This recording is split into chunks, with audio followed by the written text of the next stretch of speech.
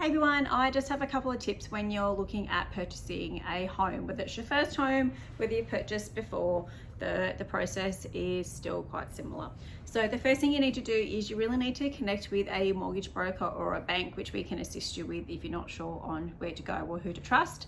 So the purpose of that is you need to know how much money that you have to spend. So it may be that you want a house and your servicing might not be able to service that loan. So meaning that you might have some price in mind that you want to go buy, but when you go to the bank or the broker, they're going to tell you that, no, I'm sorry that you're not going to be able to afford that, or you need to be able to save a little bit longer to be able to afford the price bracket that you want. You also need to make sure that that your credit rating is okay. So it's not uncommon for us to get clients who get stuck at this stage because when they were young, they didn't pay a Telstra bill or electricity bill or something, and now that's come back to haunt them because there's a default on their credit rating, and it takes a bit of time to get that removed, and you generally have to pay the invoice, or you've got to pay what the amount outstanding, and plus you need to pay somebody to usually remove that for you. So if you want to buy a house now and you've got that default, you're probably going to miss out on that house because it's going to probably take a couple of months to get rid of that default. So any outstanding bills, or if your credit rating might not be the best, it's best that you know now before you get your hopes up when you start house hunting.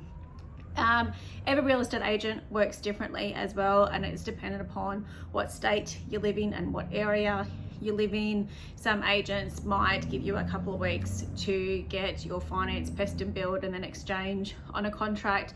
You might have to exchange a contract then and there with a cooling off period to secure that property, and after exchange, so once that contract's signed and dated, then you need to go do your press build and finance.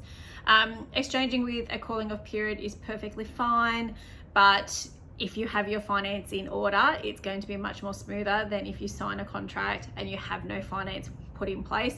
Banks can be delayed. I've had clients wait 4, 5, 6 weeks for finance to come through on a property, and sometimes they miss out on that property because it's just when you're house hunting and when the property market generally around Australia at the moment is quite hot, you just don't want to get your hopes up and keep missing out on properties. So if you have your finance in order, first up, get a pre-approval so you know what your limit is. Make sure that you stick to your limit. If you're purchasing at auction, that's another story, and I won't go into that in this video. I'll do another auction video, but yeah, you just really need to have your ducks in a row to make that process much more smoother for you. When we purchased our first home, we didn't do that. We made an offer on a house and then we had to get everything sorted. So speaking from someone with experience, don't do what we did.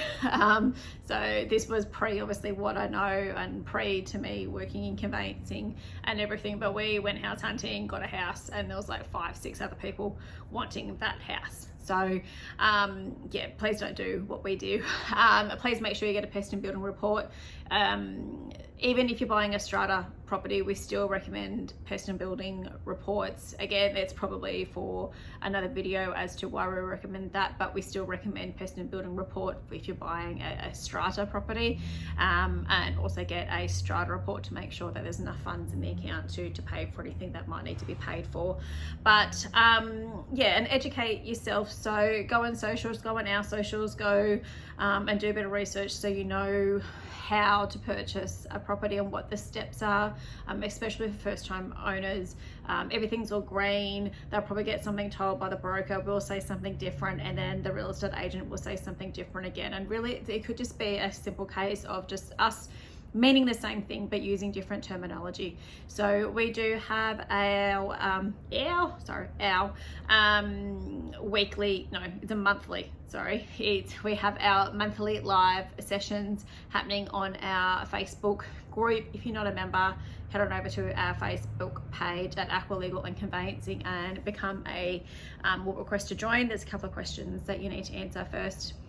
and that will get you through. So the idea of that is to provide that education, because we get asked the same questions frequently and we don't like to see people get caught out. So head on over to our Facebook page, make sure that you apply to be a member of our group.